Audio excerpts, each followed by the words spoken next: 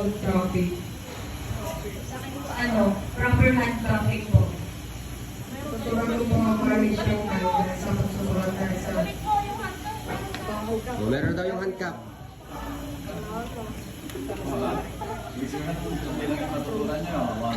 Paano po mag-aras ng tayo? Oo.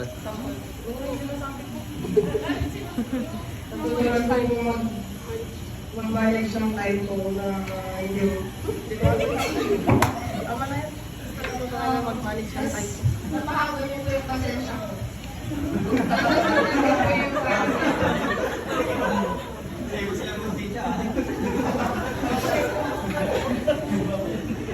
Sa akin po, kung paano, natutunan ko kung paano i-manage yung attitudes po namin about isa. Yung pabayin ko yung pasensya ko sa pag-assist ko.